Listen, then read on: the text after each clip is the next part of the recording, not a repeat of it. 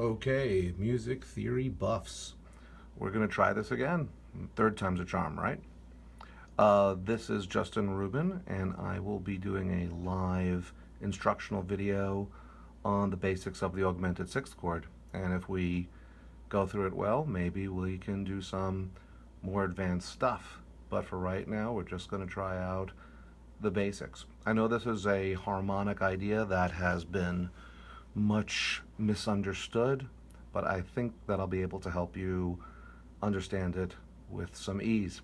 Okay, the first thing that we need to do is figure out what key we're in. So let's just choose a key. I'm just going to choose a key at random, something not too difficult. We're going to try the key of F major. Okay, so we're in the key of F major, and when you're thinking about the augmented sixth chord, think about where it is going to normally occur in common practice music. It normally will occur right before the dominant. Remember, in tonal music, there's really, when you get right down to it, only three categories of harmonies. There is your tonic chord, whether it be major or minor. There is your dominant chord, sort of the goal of harmonic motion leading up to the dominant. And then there are the predominant chords, things that lead up to it, the really interesting stuff. Predominant.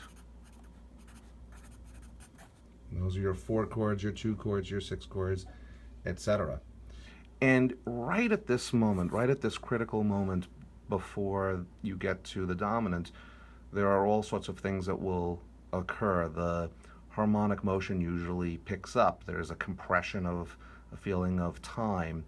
And often a composer will put in what I like to call a terminal predominant chord, the last of the predominants before you get to the dominant. So we'll call it the terminal. I like that term, predominant. And there's all sorts of different ones that will occur right before the dominant. One of the most common is the augmented sixth. So let's say we'll start off with F major.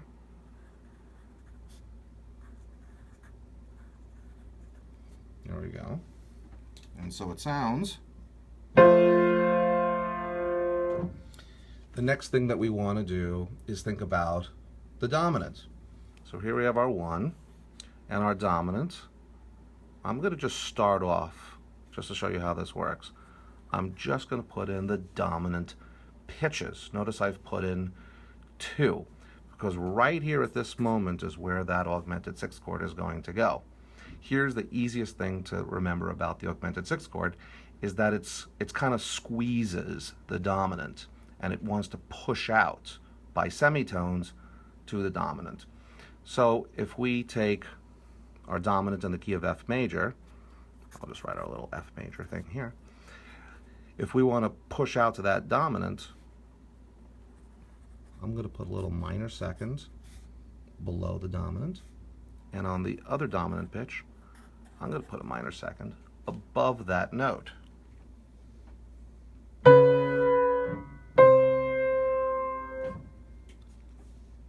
Even before you've realized it, the D flat to B natural spells an augmented sixth, right there. That's an augmented sixth. When we say sixth, it's not talking about the inversion, it's talking about the scale degrees between the pitches, the D to the B, in this case D flat to B natural. Now this is the same if you're in major or if you're in minor. It's sort of like the dominant chord. You'll have a major dominant sound whether you're in a F major or F minor. That's the function. So in using the augmented sixth, it sounds almost like what? It sounds like a minor seventh, but the spelling is so important here, and we're going to see some composers, if we get to that kind of a stage, that use this ambiguous spelling of the augmented sixth to their advantage. But to continue on with our augmented sixth, the next thing that we always realize is that the key that you're in, F major, the pitch of the tonic will always be inside every augmented sixth chord, almost without exception. And I'm going to write it in twice so that we have it. There's our tonic.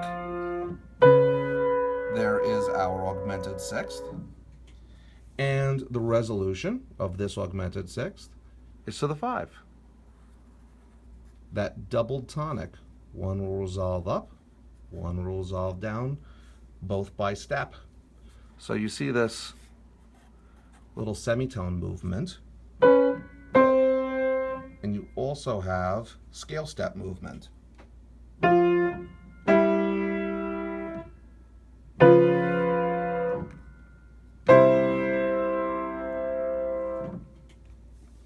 That is your augmented sixth chord. In this case, when you have just 3 different pitches, not three different notes, it's 3 different pitches, that's the simplest type of augmented sixth chord. It's commonly known as the Italian sixth, or IT sixth. Why they give it this moniker, Italian, French, and German, who knows, and really it's not that important. The issue is that you can distinguish, that's the whole idea of harmonic analysis, that you can distinguish one thing from another by giving it a label. Let's go through the 2 other most important types of augmented sixths, which is our French augmented sixth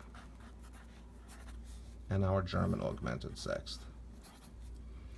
So in the Italian augmented sixth, we have 1 tonic, 1 semitone below the dominant, 1 semitone above the dominant. The issue with the French sixth is that instead of doubling the tonic note, we're going to put in the 2nd scale degree. We're going to put in the 2nd scale degree instead of doubling the tonic. Now you notice, what does this do?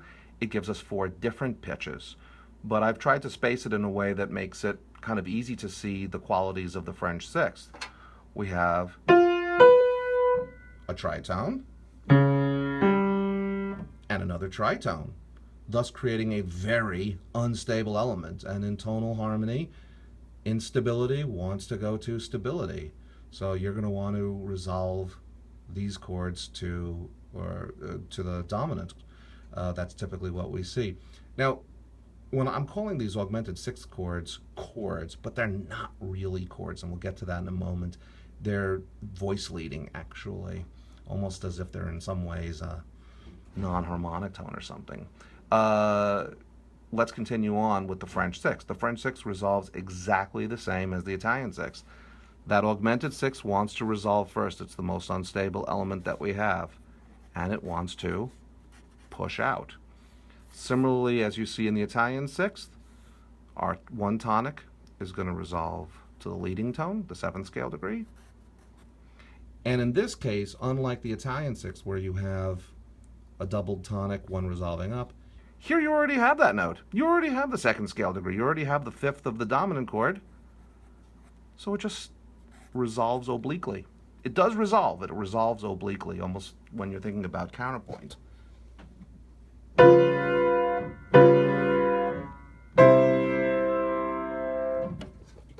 Oops, sorry for bumping the camera.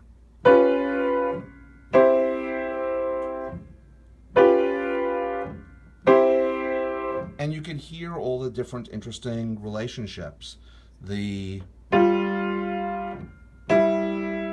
inner voices, the outer voices,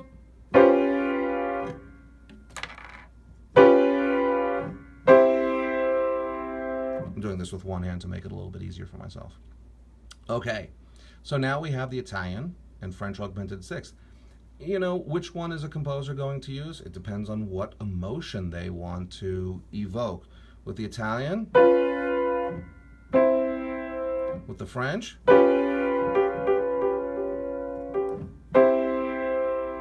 there's a great moment in Schubert's G major piano sonata, the first movement, right before the recapitulation, and the music just hangs on this eternal French sixth. It's just an incredible use of the harmony. The next one is the German Augmented Sixth. Let's start off with what we already know, which is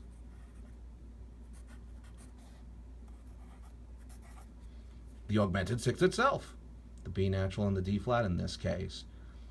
What do we do next? Well, I'm going to put in a tonic, just like the Italian and just like the French. The difference being here is that instead of having either a double tonic or the second scale degree, which resolves obliquely, oops, I just put it in like that, there we go, we have the minor third scale degree, or the flat third scale degree. And the sound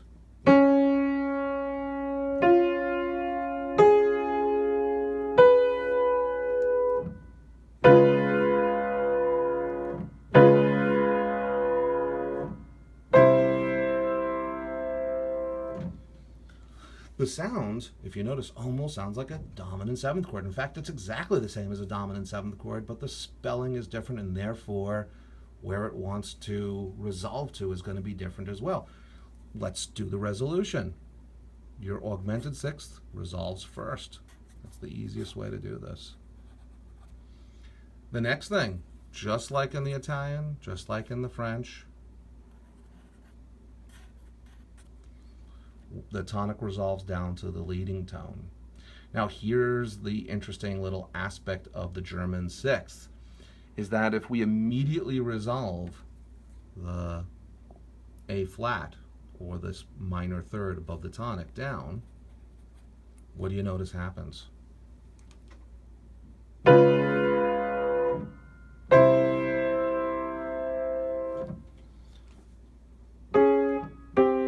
We have parallel fifths. Now, Mozart does this all the time. The whole idea with trying to avoid parallel fifths, of course, is to create voice leading that is interesting and that all the voices have a sense of independence. So having this parallel fifth here is not a problem. We see that in Mozart symphonies and other things, but a lot of composers try to get around it by just delaying the resolution. So for that same resolution in the German sixth, and this will only be a problem in German sixth chords. I'll put in my key signature here. We're still in F. If I want to have the German sixth resolve to 5, I could always delay it. So I resolve first the outer pitches, the augmented sixth chord, the augmented sixth interval, which gives it its name, first. It won't always be on, on the outside, but I'm just doing it for us here. And then we can tie or re-articulate those notes over again and then resolve it down. So that overall,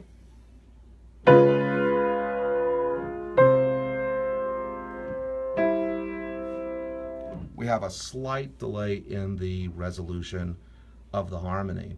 Now, this also creates, in this case, a cadential 6/4. Because now the harmony, even though we have what looks like a 1 chord in second inversion, it still functions as 5, and these notes just resolve down a little bit later. That avoids having the parallel fifth issue. Now, if you want to notice, the same exact things will occur in minor. I just want to give you an example. If we were in F minor rather than in F major, so I'm going to put in my key signature here. I'm not the neatest of key signature writers, but you get the idea. If I do this, the only difference is in what notes are chromatic. Now, the augmented sixth chord is a chromatic harmony. We've altered pitches from the diatonic scale. But if we were doing this in F minor, you'll notice, although we still have to have the B natural, we'll do the French sixth here. and have the F here, and have the G here. The D does not need to be flatted because it already is. We still have that same interval, so don't add a flat where you're already, given one. This still gives us the French sixth going to 5. The resolution would be exactly the same. Of course, here we'd need to resolve the we would resolve the tonic to the leading tone, meaning that we do have to raise the third of the chord.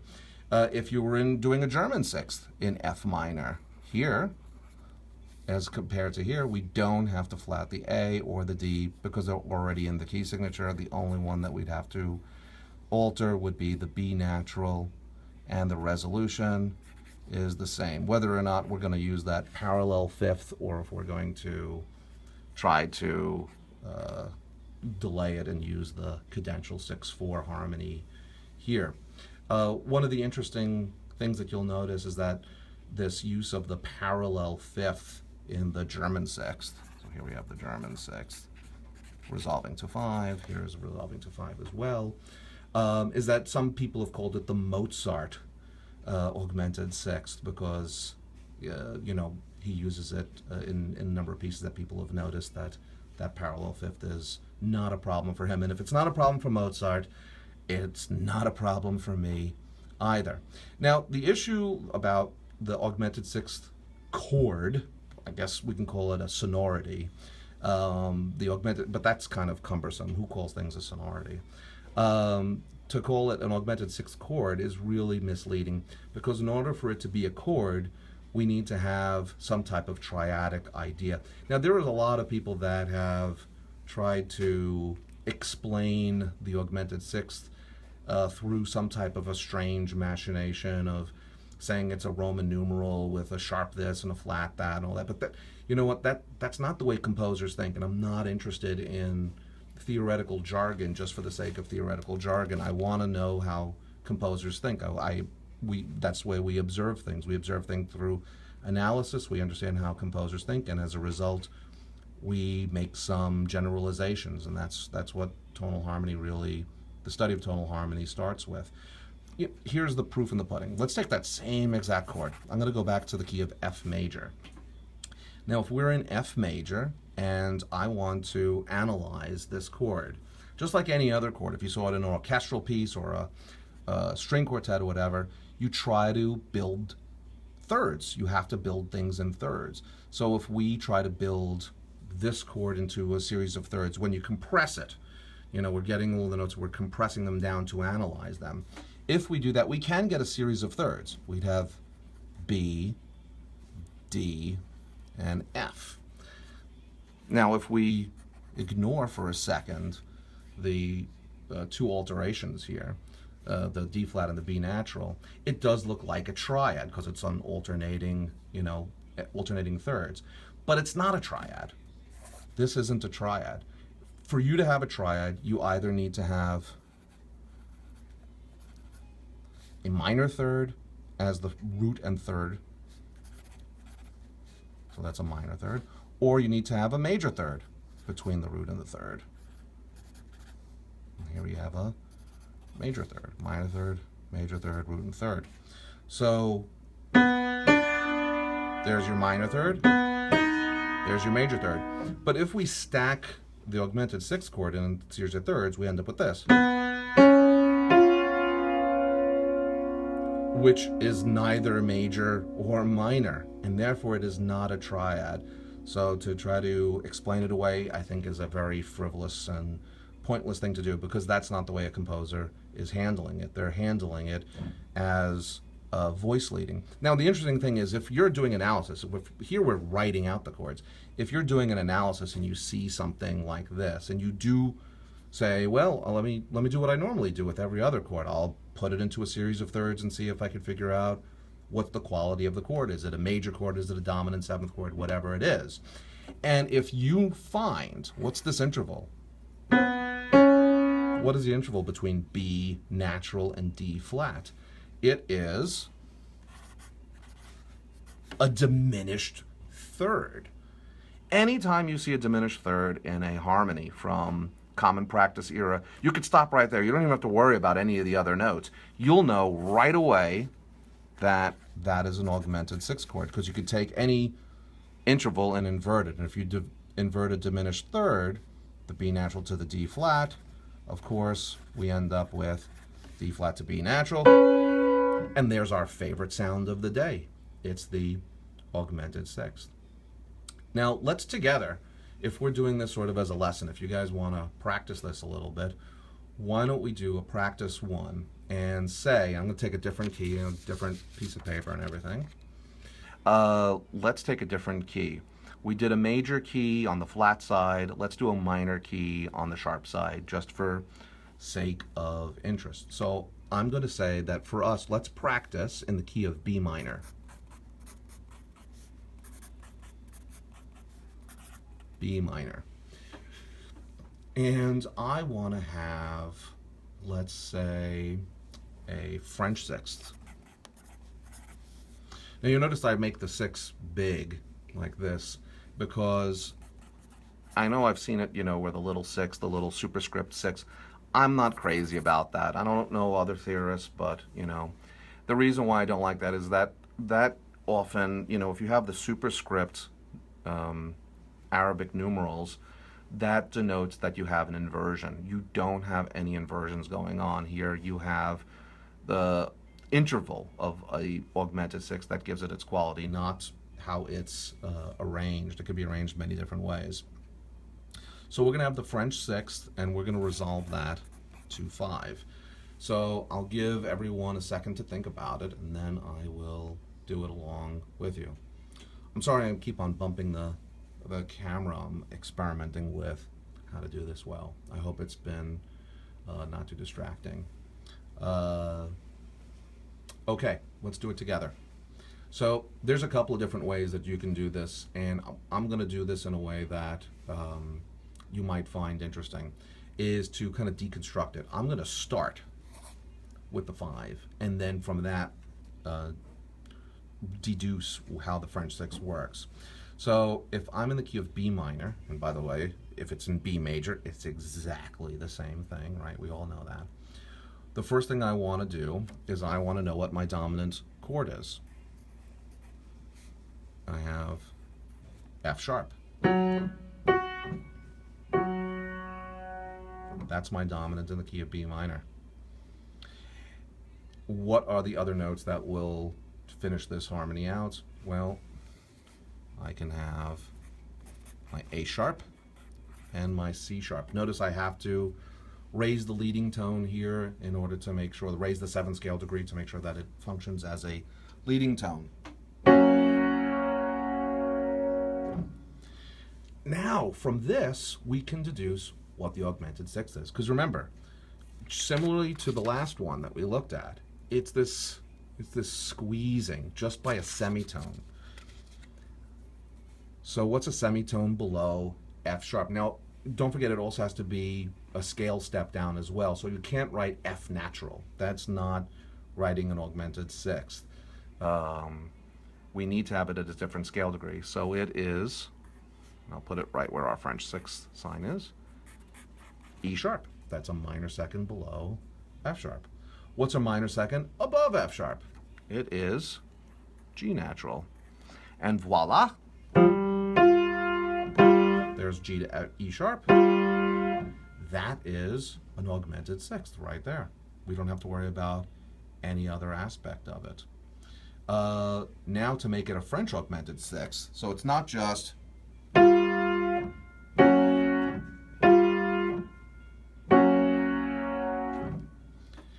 we have to make some additions to it. Well, what are the additions? The first thing is we have to have the tonic. In every augmented sixth, you have the tonic. So I'm going to put the tonic right in here. If I had the Italian sixth, I would just double the B here, and it would resolve up. They would be doubled at unison. But I don't. I have the French sixth. So if we go back and take a look on this little handy sheet, do you notice that what do you do to add to the French sixth is you need the second scale degree. Now, this is the same whether it's in major or minor, of course.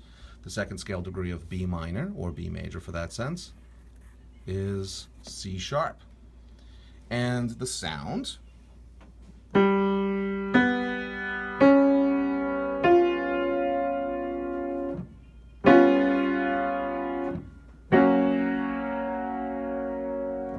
is that.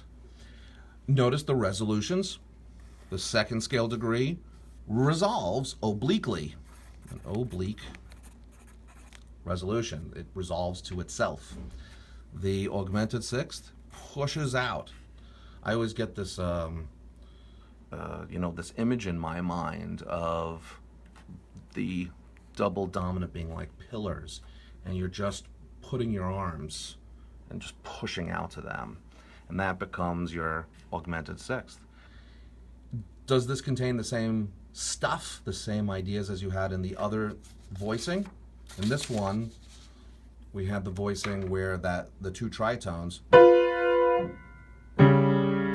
were very exposed.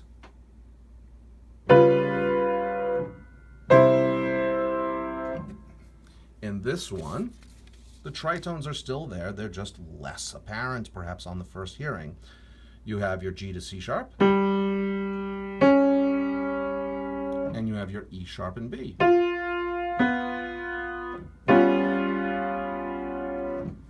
And they go to 5. Now, just a little note here. If you listen to that sound, this is a little bit of music history for us. This is one of, when Debussy was writing pieces at the end of the 19th century, like Prelude to the Afternoon of a Faun, he was taking all of tonal materials and he was just using them in a new way. And he uses the augmented sixth all the time. Doesn't have a resolution, because in a lot of Debussy's music, this idea of non-resolution is part of it. And the one that we see that he uses the most is the French augmented sixth, just on its own. Now here's the cool thing: when you take a look at what pitches you have and what sounds you have,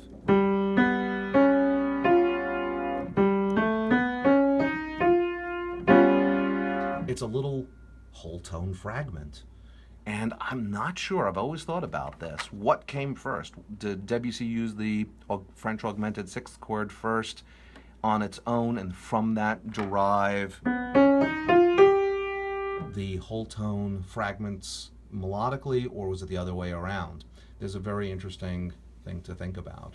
And that's the great thing about chords like this, is that they can be used many different ways by different composers and how they want to interpret them. For example, I'm going to go back for a moment to the German sixth, this guy. Because when we played it originally,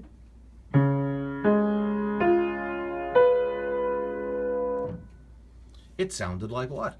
It sounded like a dominant seventh. So let's just do it in the key of B minor just very quickly. We need our augmented sixth, right? We need our tonic. But the difference between the French augmented sixth, where you need the second scale degree, and the German augmented sixth, where you need the flatted third scale degree. Of course, in a minor third scale degree, if you're in minor, you don't have to flat it at all. It occurs naturally. We have our D. Now, this resolves, just like any other German sixth, out to 5.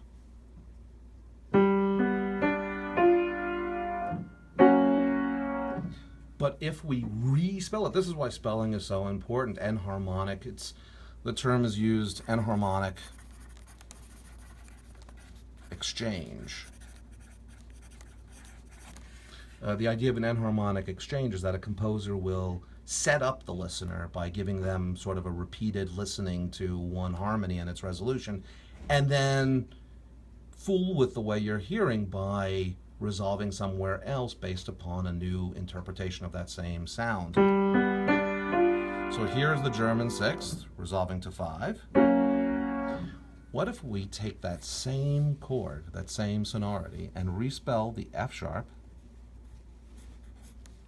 as an F natural, or the E sharp rather, as an F natural. They sound exactly the same, but now,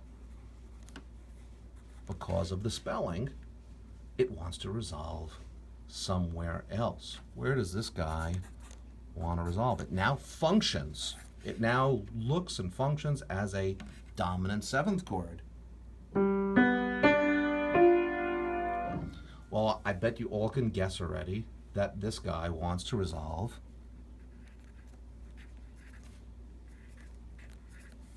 to a C major triad. You still have your tritone. Tritones always need resolution, so this one resolves this way. Oh, I have to put in my naturals, right? Bingo. Well, what is C natural, or what is C major in the key of B minor? It's our Neapolitan chord. And this becomes our 5/7 of our Neapolitan chord. So,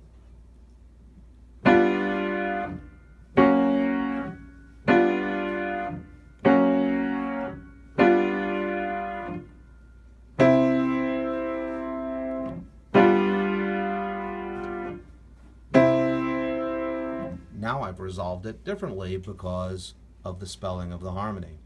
Once again, I'm going to quote Schubert for those of you that have the score out, or maybe you could take a look. If you take a look at Schubert's A minor piano sonata, he wrote 3 of them, but if you look at the third one,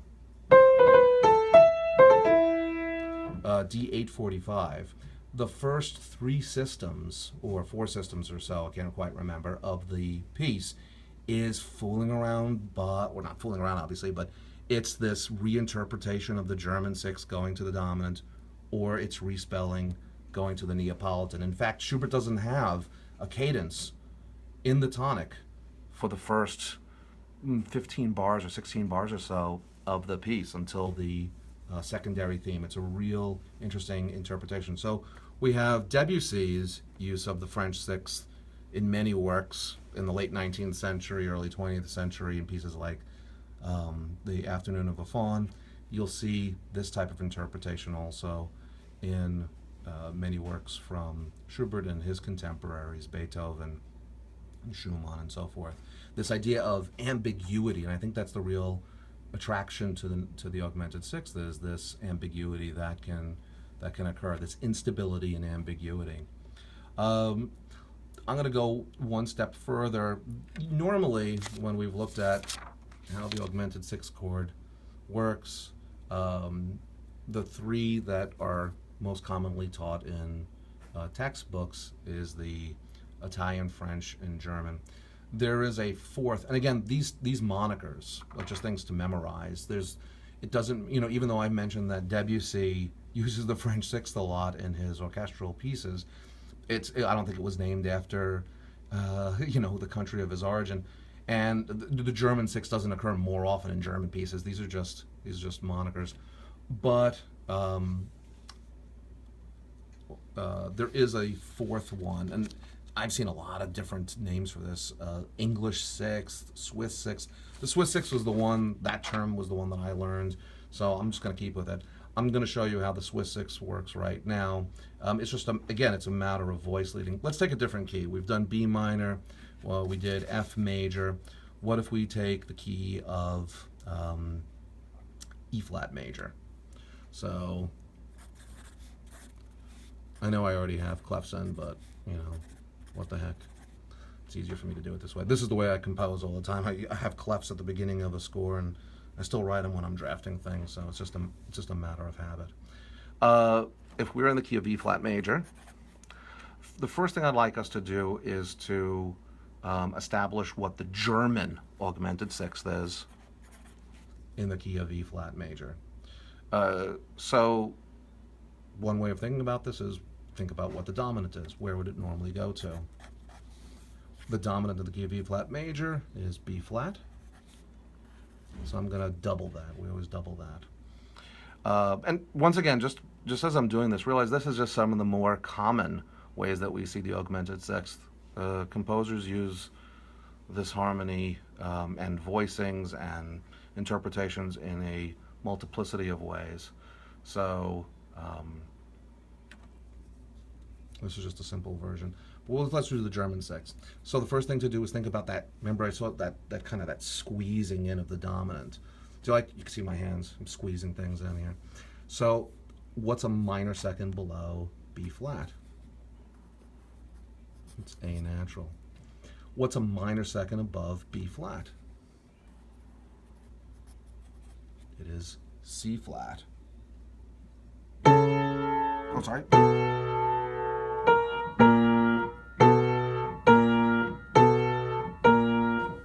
Having to reach over the camera in order to play the piano, so sometimes I won't get things right. I'm just gonna play that in one octave.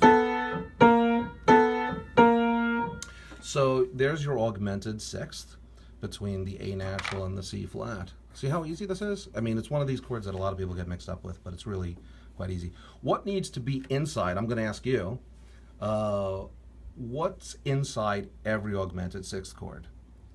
The answer is the tonic. So in this case, I'll put my E flat in. That's the interesting thing. It's, oh, you always will find the tonic inside the augmented sixth of the key that you're going to. What is the other thing that we need in the German sixth? Look back on our old sheet. We need the flat third scale degree. So I'm going to put that guy right there. That's the harmony. So let me see if I can play this.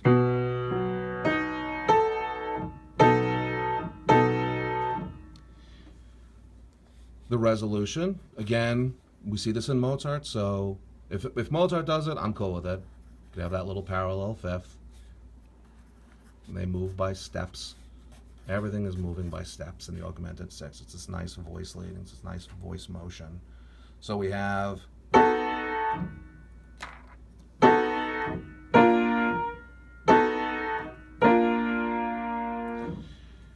now, what do we want to do? Now, here, remember, I said there was one more version. I usually don't teach this in my theory classes just because. It's exactly the same sound. It's just a different spelling of the chord. Here, let's do this way. If you're thinking about trying to avoid this parallel fifth here, one thing would be to, just like we did here, would be to delay the resolution of the chord. So in this case, if we want to delay the resolution of the chord, we're going to push this G flat a little bit later down, and we're going to push the E flat a little bit later down and have them resolve as such. So it's still, these are just non-harmonic tones, and then it resolves this way. The issue being that, well, now you have avoided the parallel fifth issue.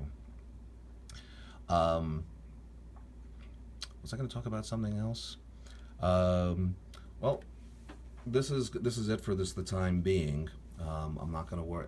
I'm going to open it up now for questions or comments. I noticed there's a lot of people that are watching this right now. I don't know how many people want. 14 people. That's enough. 14 people is enough. Perhaps I can bring some actual examples to show you. Here, give me a moment. I'll just move this like this, and I will get an example for you.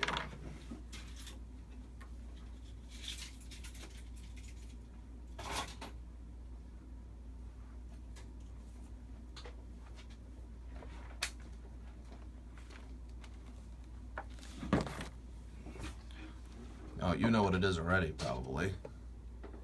Yep, there he is, Schubert. Some of those great moments that I was talking about, the use of the augmented sixth and its interpretation. Let's see here. I don't know if I'm going to be able to do this so well, but we'll see. In the famous G major sonata,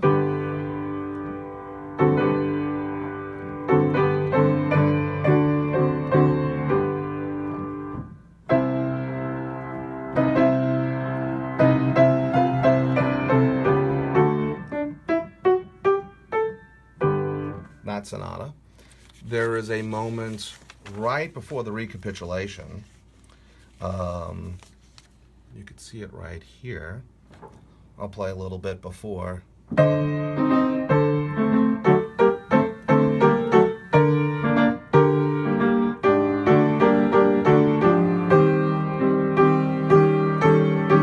There it is. Do you see it?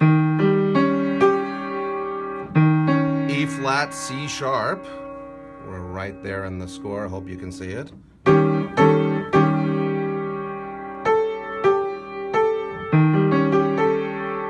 There's our French Augmented Sixth, Cadential 6/4, and there's the 5. Now, of course, he could resolve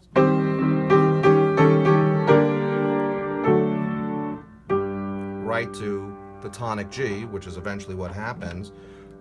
But you notice there's this little delay here.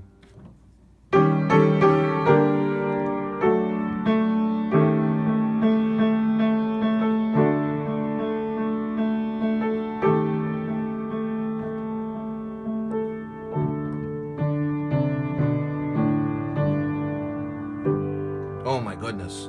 Oh my God. Isn't that unbelievable? Well, I guess you need to have the whole sonata in front of you or listening to it to get the real full impact of it. But this is so interesting. Notice, at this point in the piece, even though it's a G major sonata, at this point in the piece, we're hearing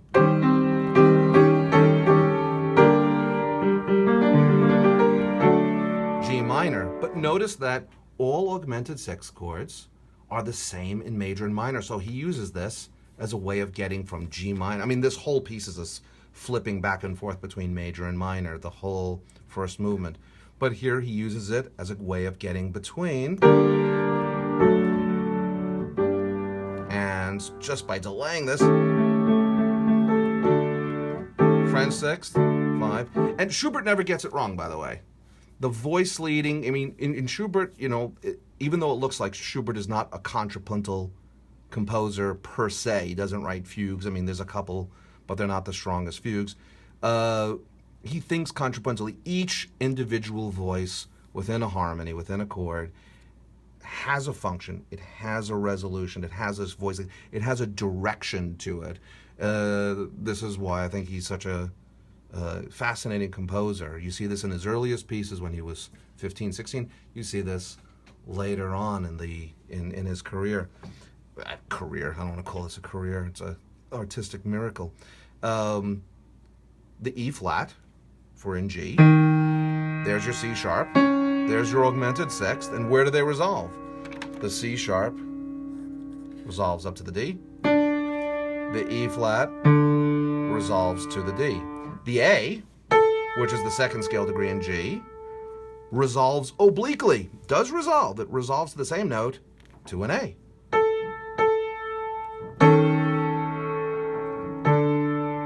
And here we have the tonic, and it resolves to the leading tone. And he loves it so much, he gives it to you twice.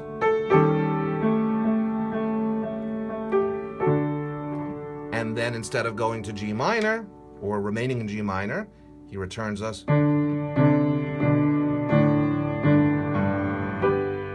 My goodness, what a fantastic use of the augmented sixth. Yes, it gives me chills thinking about this. Another one, let's see. Oh, I think it's earlier on, of course. This is a later sonata. Yeah, there's D major sonata. This is the one we're thinking about. D 845. Oh, I should probably move this so that everyone can see it. I hope this is interesting to people. This is what gets me so interested in analysis. And why I've returned to being basically a tonal composer for the last number of years. It's more interesting to me, all of these ways of getting emotion out of the use of these harmonies. So in this piece, I'm not playing this artistically. I'm just playing it.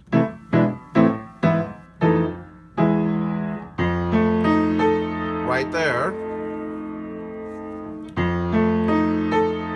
your Italian sixth, and the voices are all moving as the voice leading is all exactly as you would imagine it. If we're in the key of A minor, our A tonic resolves down to the 5. The semitone below the dominant resolves up to the 5. There's your tritone. It's all this instability. And where's our augmented sixth? It's a minor second below the dominant, minor second above the dominant.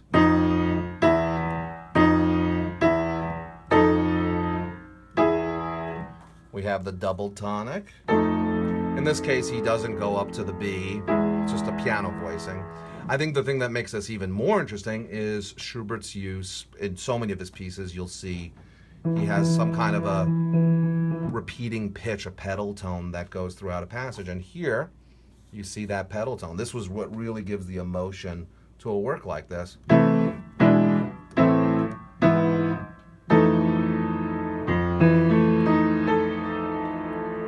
Notice that the dissonance is all accumulating right here, all of this instability. The E in this point is just a part of the pedal tone. But I mean, when you think about it, you have F, E, D sharp. I mean, this could be a 20th century composer, but in this case, it's all worked out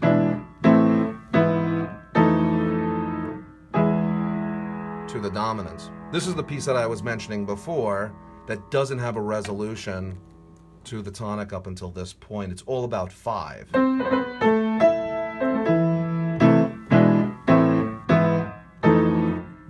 Notice he even indicates a little poco retard, so right at this moment, you really get that full sense of this interesting use of the augmented sixth chord.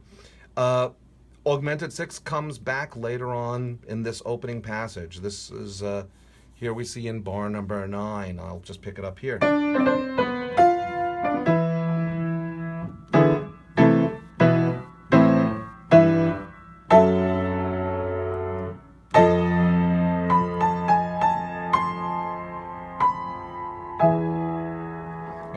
Sounds like we have the Italian sixth, and then he leaps up to the C, so this is French sixth, using all of this augmented sixth, but the basics of it is right here. D sharp and F, augmented sixth, and the A resolves to G sharp.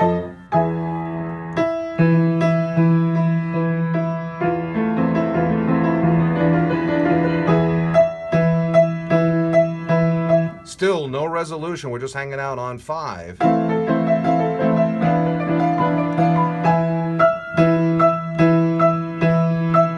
gonna have to reach over here. Now here it is. Do you notice, I hope you could see from your vantage point what we have here. I'm gonna write it on another blank sheet of paper. This is so cool what Schubert does here. You know, I love this piece for all of my life. When I first heard it on an old LP from 35 years ago or 40 years ago, not 40 years ago, it was 5, but 35 years ago or so, I just was amazed by the piece. Now we can start to see, well, how does he make it happen? And I have an understanding, because I believe, and I think this is very important, is that you don't have to be a composer and definitely not a theorist. Schoenberg didn't believe in theorists, right?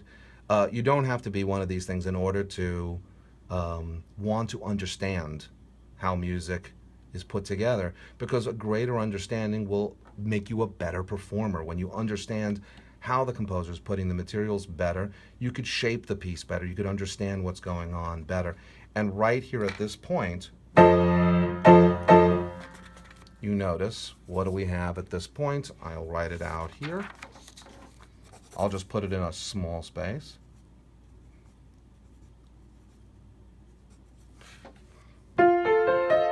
We have a dominant 7th chord. No big deal. We're in the key of A minor. Every dominant 7th chord, every 5/7 chord, has a tendency. The 3rd and the 7th. The 3rd and the 7th of every dominant 7th are the 2 tendency tones. They want to resolve in a certain way. This A and E flat, which is your tritone, the strongest dissonance within this harmony, wants to resolve down. or in, I should say.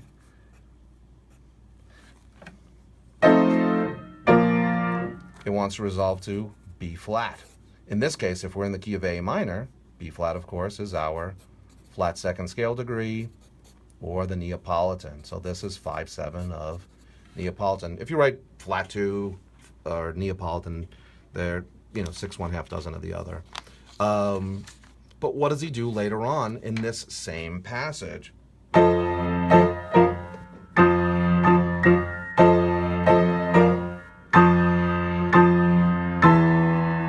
There it is.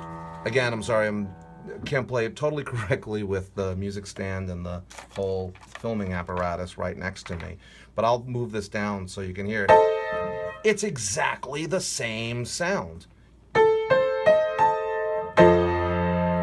Here you have it spelled this way. I'm actually going to put it in the same voicing. So we have this F, and then he has A, C, and E flat.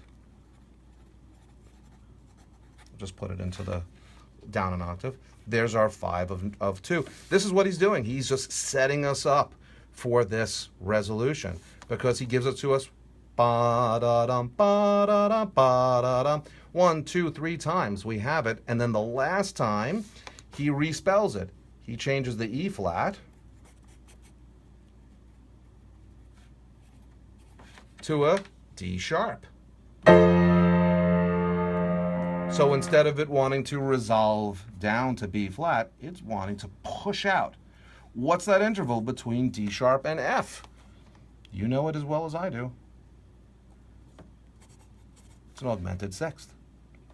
In this case, we have F, D sharp. Look what's inside. You always will have that tonic note inside. So we have the A, F, D sharp. And we have a fourth pitch, which is the C, which makes it what type of augmented sixth? I'll give you a second to think about it.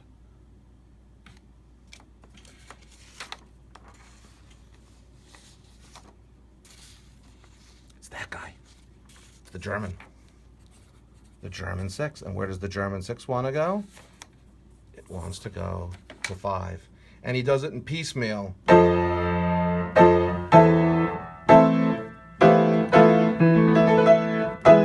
Again, I'm playing this kind of a little bit not as I normally would. He resolves it to 5. There's the ambiguity. There's the ambiguity right there. The German sixth and the 5/7 chord have the exact same sound, but they go different places, and he plays on this.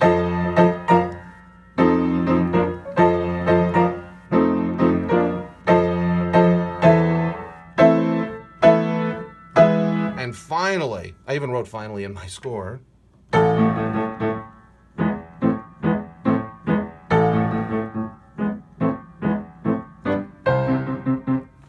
And so forth. This piece is just chock-filled with these types of ambiguities.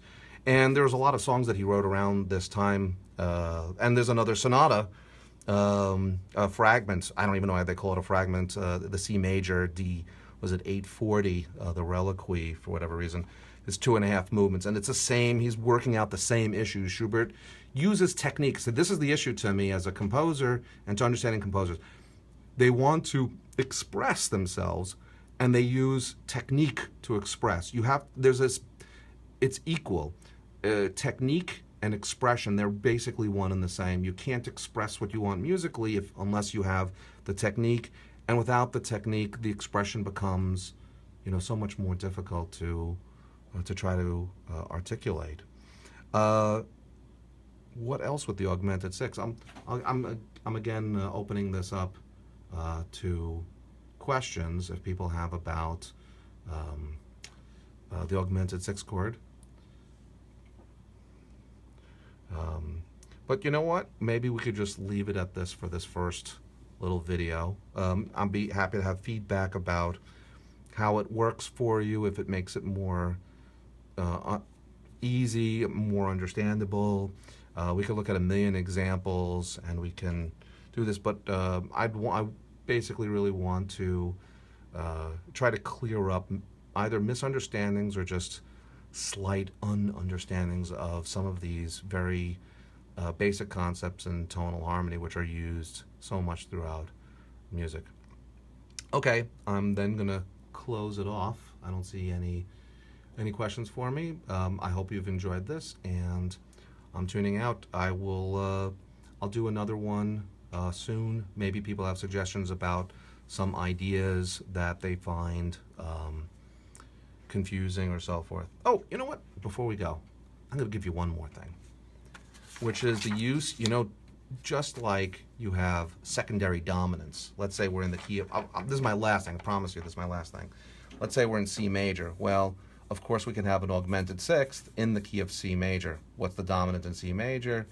It's G. We'll make an augmented sixth, minor second below, minor second above. There's our augmented sixth. And we'll have our tonic. It will resolve down. We'll double our tonic. And, well, actually, this one will resolve up. And this one will resolve down. So this is our Italian sixth. And it's resolving to 5. It's pushing to 5. What if you wanted to move to another key? We see this so much in early 19th century music, specifically Schumann, Beethoven, Schubert, their contemporary. Mendelssohn uses this a lot. Well, just like if you wanted to move to a different key. For example, if I wanted to move to the key of F, a diatonic key in the key of C major, you could, of course, use a secondary dominant. I could say 5/7 of 4. So what's the dominant seventh going to 4? And actually, I'll do it like this. I'm going to close up the voicing a little bit. There we go. There's our unstable tritone. It wants to resolve. And we'll do that. 5/7/4 to F, and then there we are. We've made either a tonicization or a modulation.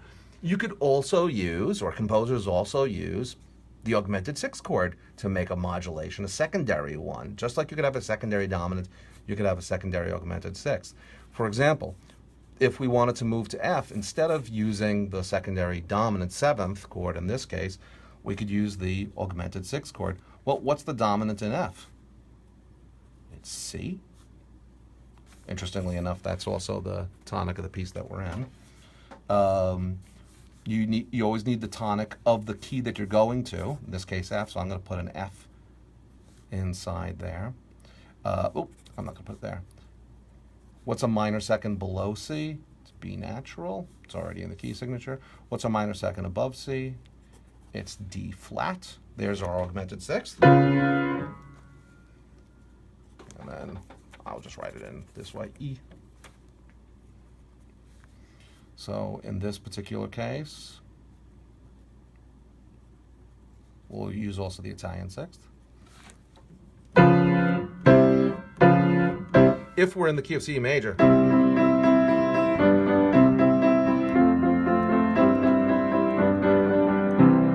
at a certain point, I can use the Italian sixth of another key.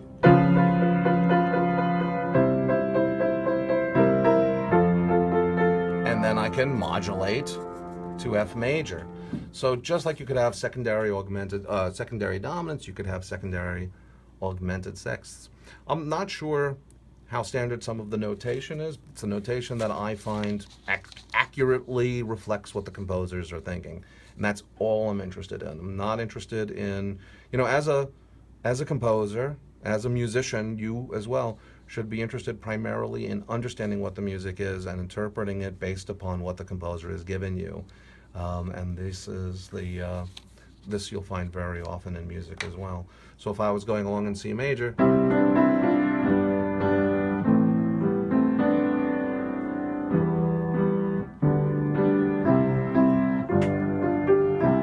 just improvising there a little bit, and I wanted to move to, let's say, a different key, not to 5 or not to 4. Let's say I wanted to move to 6. What's the 6th? I mean, just think on your feet here a little bit. What's the 6th chord in the key of C major? It's A. right? It's A minor. So what is the dominant of A? It is E. What's a minor second below that dominant? What's a minor second above that dominant? We put the tonic that we want to go to inside, and then, well, here I'll make a German sixth.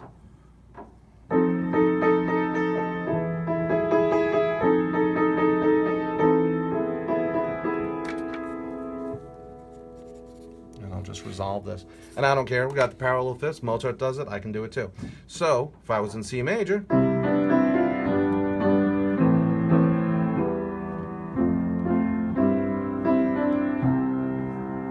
then somewhere later on in the passage,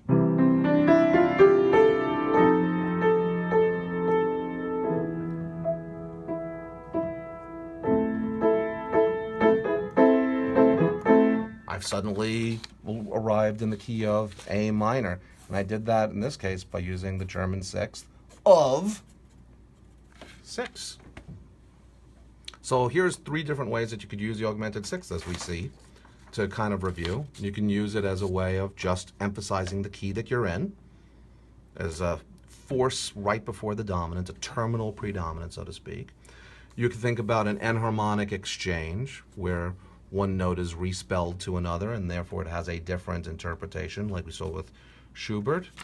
Or you can use it as a secondary dominant, so to speak, a way of emphasizing the dominance of another key, and therefore making a modulation or a tonicization more feasible. All right. This is it. I'm signing out. Hopefully this was fun. Talk to you later.